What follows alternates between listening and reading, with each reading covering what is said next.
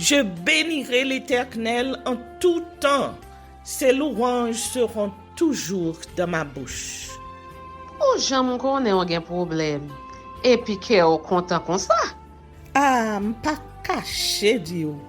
Depuis m'komanse li Bib moi chaque jour, m'senti charge problème moi yo sorti sous dom. Oh, si c'est comme ça, moi pour aller couvrir acheter un bib. Dégagez au marché. Mais en attendant, ou qu'attendez radio télévision d'espoir? Radio Vision d'Espoir. Oh, moi t'attendais une annonce comme ça, oui. Mais qui ça a te dit? Lecture de la Bible en un an. Une émission qui vous accompagne à la découverte des trésors cachés de la parole de Dieu sur Radio Télé Vision d'Espoir.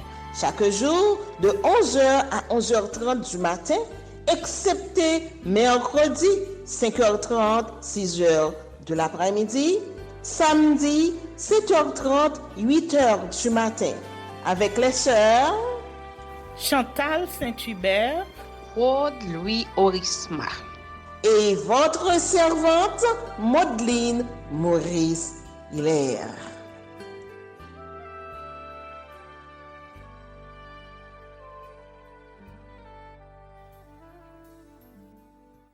Saint-Esprit de Dieu, fais-nous la grâce de jouir de ta présence durant cette lecture qui enseigne, convainc, corrige, instruit et qui sauve. Au nom de Jésus. Amen.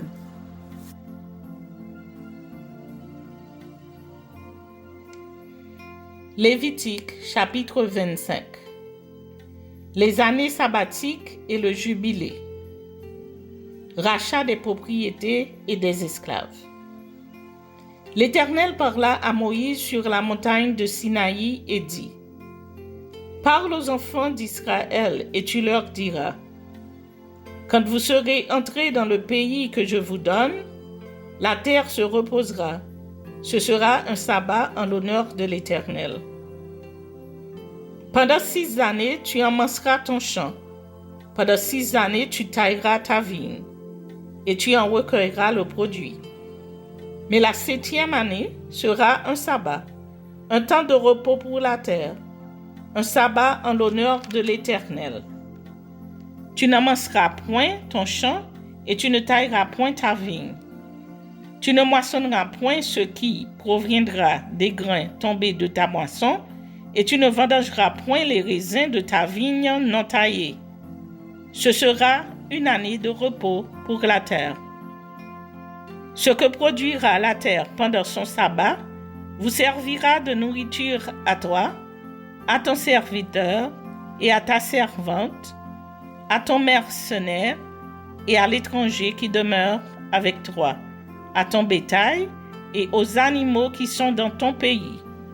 Tout son produit servira de nourriture. Tu compteras 7 sabbats d'année, 7 fois 7 années, et les jours de ces 7 sabbats d'année feront 49 ans. Le 10e jour du 7e mois, tu feras retentir les sons éclatants de la trompette. Le jour des expiations, vous sonnerez de la trompette dans tout votre pays. Et vous sanctifierez la 50e année, vous publierez la liberté dans le pays pour tous ses habitants. Ce sera pour vous le jubilé. Chacun de vous retournera dans sa propriété, et chacun de vous retournera dans sa famille. La 50e année sera pour vous le jubilé. Vous ne sèmerez point, vous ne moissonnerez point, ce que les champs produiront de même, et vous ne vendangerez point la vigne non taillée, car c'est le jubilé. Vous le regarderez comme une chose sainte, vous mangerez le produit de vos champs. Dans cette année de jubilé, chacun de vous retournera dans sa propriété. Si vous vendez à votre prochain ou si vous achetez de votre prochain, qu'aucun de vous ne trompe son frère. Tu achèteras de ton prochain en comptant les années depuis le jubilé, et il te vendra en comptant les années de rapport. Puis il y aura d'années, plus tu élèveras le prix, et moins il y aura d'années, plus tu réduiras le prix, car c'est le nombre des récoltes qu'il te vend. Aucun de vous ne trompera son frère, et tu craindras ton Dieu, car je suis l'Éternel, votre Dieu. Mettez mes lois en pratique, observez mes ordonnances, et mettez-les en pratique, et vous habiterez en sécurité dans le pays. Le pays donnera ses fruits, vous mangerez à satiété, et vous y habiterez en sécurité. Si vous dites, que mangerons-nous la 7e année, puisque nous ne sèmerons point et ne ferons point nos récoltes? Je vous accorderai ma bénédiction la 6e année, et elle donnera des produits pour 3 ans. Vous sèmerez la 8e année, et vous mangerez de l'ancienne récolte. Jusqu'à la 9e année, jusqu'à la nouvelle récolte, vous mangerez de l'ancienne. Les terres ne se vendront point à perpétuité, car le pays est à moi, car vous êtes chez moi comme étrangers et comme habitants. Dans tout le pays dont vous aurez la possession, vous établirez le droit de rachat pour les terres. Si ton frère devient pauvre et vend une portion de sa propriété, celui qui a le droit de rachat, son plus proche parent viendra et rachètera ce qu'a vendu son frère. Si un homme n'a personne qui ait le droit de rachat et qu'il se procure lui-même de quoi faire son rachat, il comptera les années depuis la vente, restituera le surplus à l'acquéreur et retournera dans sa propriété. S'il ne trouve pas de quoi lui faire cette restitution, ce qu'il a vendu restera entre les mains de l'acquéreur jusqu'à l'année du jubilé. Au jubilé, il retournera dans sa propriété et l'acquéreur en sortira. Si un homme vend une maison d'habitation dans une ville entourée de murs, il aura le droit de rachat jusqu'à l'accomplissement d'une année depuis la vente. Son droit de rachat durera 1 an. Mais si cette maison située dans une ville entourée de murs n'est pas rachetée avant l'accomplissement d'une année entière, elle restera à perpétuité à l'acquéreur et à ses descendants. Il n'en sortira point au jubilé.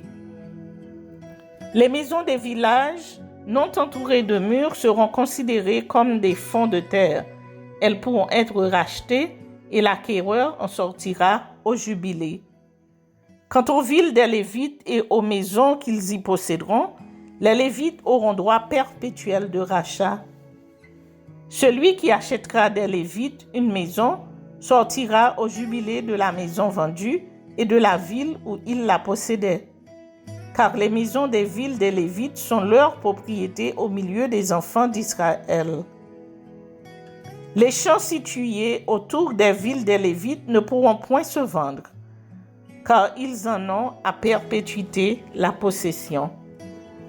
Si ton frère devient pauvre et que sa main fléchisse près de toi, tu le soutiendras. Tu feras de même pour celui qui est étranger et qui demeure dans le pays afin qu'il vive avec toi. Tu ne tireras de lui ni intérêt, ni usure. Tu craindras ton Dieu et ton frère vivra avec toi. Tu ne lui prêteras point ton argent à intérêt et tu ne lui prêteras point tes vignes à usure. Je suis l'Éternel, ton Dieu, qui vous ai fait sortir du pays d'Égypte pour vous donner le pays de Canaan pour être votre Dieu. Si ton frère devient pauvre près de toi et qu'il se vende à toi, tu ne lui imposeras point le travail d'un esclave. Il sera chez toi comme un mercenaire, comme celui qui y demeure. Il sera à ton service jusqu'à l'année du jubilé. Il sortira alors de chez toi, lui et ses enfants avec lui, et il retournera dans sa famille, de la propriété de ses pères. Car ce sont mes serviteurs que j'ai fait sortir du pays d'Égypte. Ils ne seront point vendus comme on vend des esclaves. Tu ne domineras point sur lui avec dureté et tu craindras ton Dieu. C'est des nations qui vous entourent que tu prendras ton esclave et ta servante, qui t'appartiendront. C'est d'elles que vous achèterez l'esclave et la servante. Vous pourrez aussi en acheter des enfants des étrangers qui demeurent chez toi, et de leurs familles qu'ils engendront dans votre pays, et ils seront votre propriété. Vous les laisserez en héritage à vos enfants après vous comme une propriété. Vous les garderez comme esclaves à perpétuité. Mais à l'égard de vos frères, les enfants d'Israël, aucun de vous ne dominera avec dureté sur son frère. Si un étranger, si celui qui demeure chez toi devient riche, et que ton frère devienne pauvre près de lui et se vende à l'étranger qui demeure chez toi ou à quelqu'un de la famille de l'étranger, il y aura pour lui le droit de rachat. Après qu'il se sera vendu, un de ses frères pourra le racheter. Son oncle ou le fils de son oncle ou l'un de ses proches parents pourra le racheter. Ou bien, s'il en a les ressources, il se rachètera lui-même. Il comptera avec celui qu'il a acheté depuis l'année où il s'est vendu jusqu'à l'année du jubilé. Et le prix à payer dépendra du nombre d'années, lesquelles seront évaluées comme celles d'un mercenaire. S'il y a encore beaucoup d'années, il paiera son rachat à raison du prix de ces années et pour lequel il a été acheté. S'il reste peu d'années jusqu'à celle du jubilé, il en sera le compte. Et il paiera son rachat à raison de ces années. Il sera comme un mercenaire à l'année, et celui chez qui il sera ne le traitera point avec dureté sous tes yeux. S'il n'est racheté d'aucune de ces manières, il sortira l'année du jubilé, lui et ses enfants avec lui. Car c'est de moi que les enfants d'Israël sont esclaves, ce sont mes esclaves que j'ai fait sortir du pays d'Égypte. Je suis l'Éternel, votre Dieu.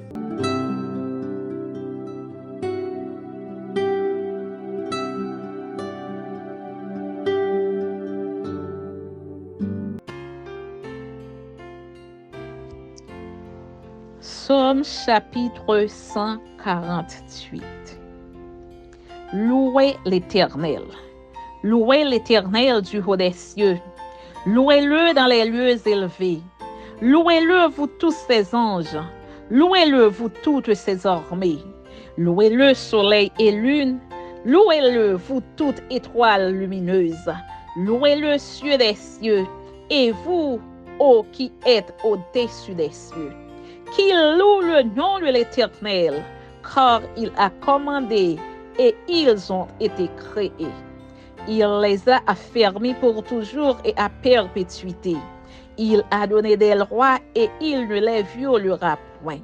Louez l'Éternel du bas de la terre, monstres marins, et vous tous abîmes, feu et grêle, neige et brouillard, vents impétueux qui exécutent ses ordres, montagnes et toutes les collines, arbres fruitiers et tous les cèdres, animaux et tout le bétail, reptiles et oiseaux ailés, rois de la terre et vous tous les peuples, princes et tous les juges de la terre, jeunes hommes et jeunes filles, vieillards et enfants, qu'ils louent le nom de l'Éternel, car son nom seul est élevé, sa majesté est au-dessus de toute la terre et des cieux. Il a relevé la force de son peuple, sujet de louange pour tous ses fidèles, pour les enfants d'Israël, du peuple qui est près de lui. Louez l'Éternel. Amen.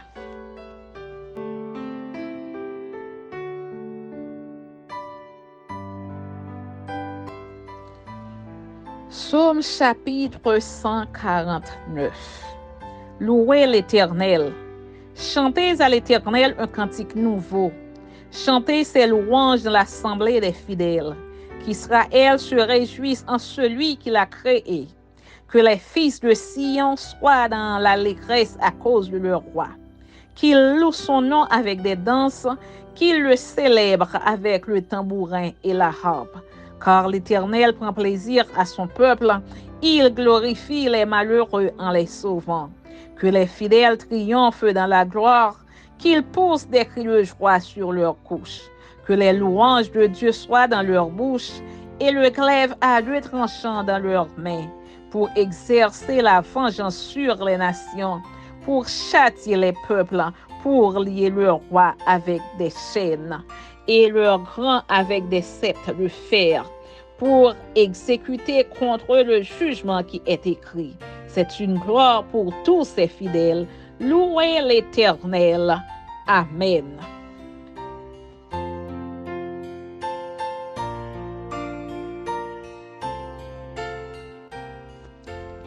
Psaume chapitre 150. Louez l'Éternel. Louez Dieu dans son sanctuaire. Louez-le dans l'étendue où éclate sa puissance. Louez-le pour ses hauts faits. Louez-le selon l'immensité de sa grandeur. Louez-le au son de la trompette. Louez-le avec le luth et la harpe. Louez-le avec le tambourin et avec des danses. Louez-le avec les instruments à cordes et le chalumeau. Louez-le avec les cymbales sonores. Louez-le avec les cymbales retentissantes. Que tous ceux qui respirent louent l'Éternel. Louez l'Éternel. Que tous ceux qui respirent louent l'Éternel. Louez l'Éternel. Louez l'Éternel. Amen.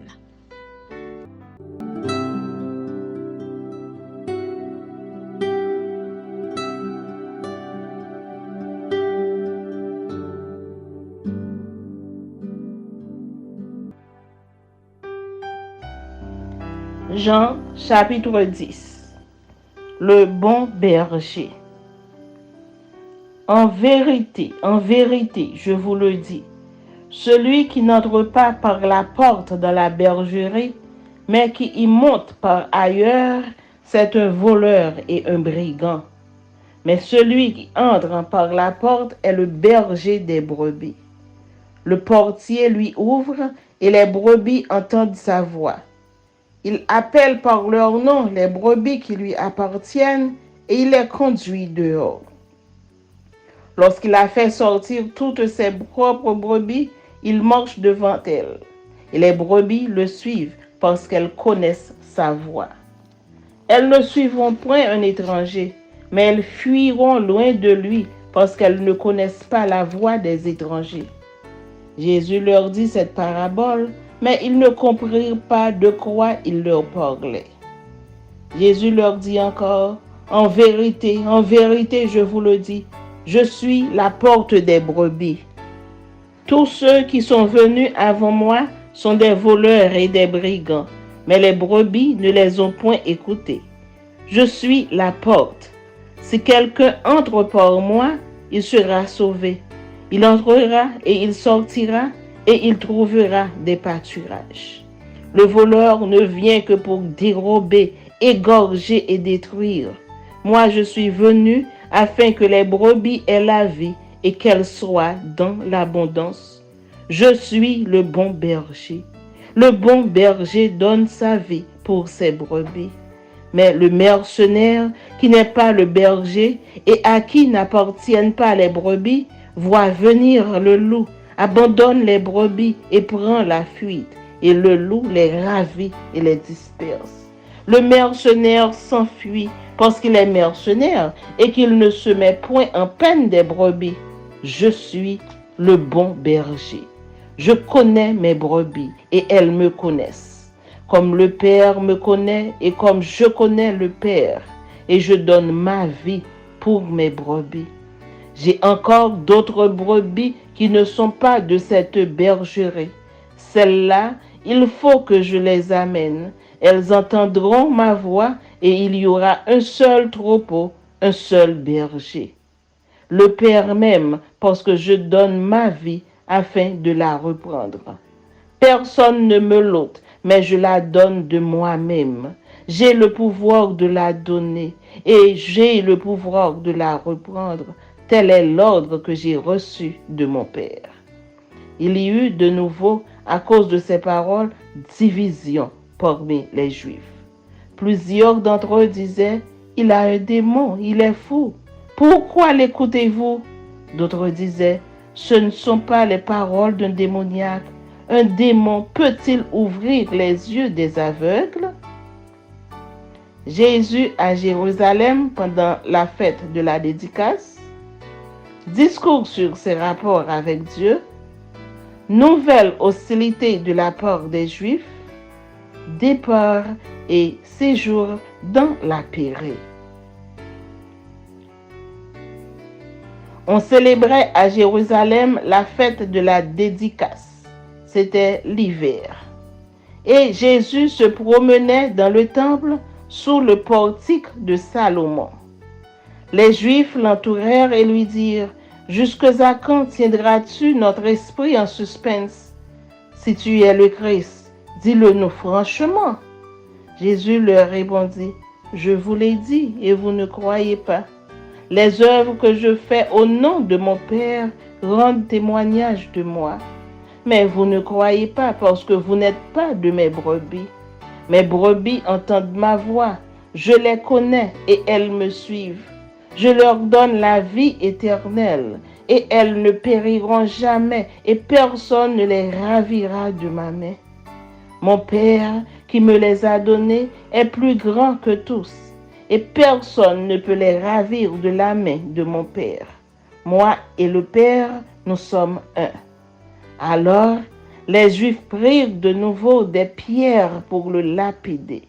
Jésus leur dit, « Je vous ai fait voir plusieurs bonnes œuvres venant de mon Père.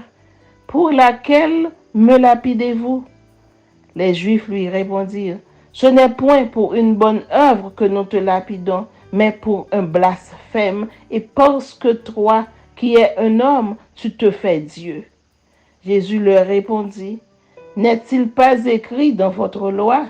J'ai dit, vous êtes des dieux. » Si elle a appelé Dieu ceux à qui la parole de Dieu a été adressée, et si l'écriture ne peut être anéantie, celui que le Père a sanctifié et envoyé dans le monde, vous lui dites, tu blasphèmes.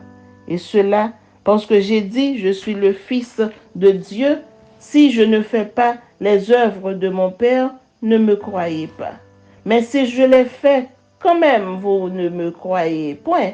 Croyez à ses œuvres, afin que vous sachiez et reconnaissiez que le Père est en moi et que je suis dans le Père. Là-dessus, ils cherchèrent encore à le saisir, mais il s'échappa de leurs mains. Jésus s'en alla de nouveau au-delà du Jourdain, dans le lieu où Jean avait d'abord baptisé, et il y demeura. Beaucoup de gens vinrent à lui et ils disaient, Jean n'a fait aucun miracle, mais tout ce que Jean a dit de cet homme était vrai.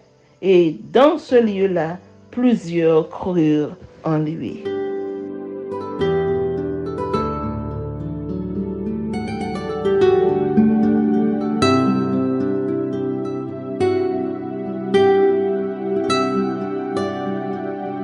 Merci Seigneur de nous donner le discernement dans la lecture de ta parole, que nous y prêtions attention afin d'appliquer notre cœur à la sagesse. Amen. Que celui qui a des oreilles pour entendre, entende, et que celui qui lit fasse attention.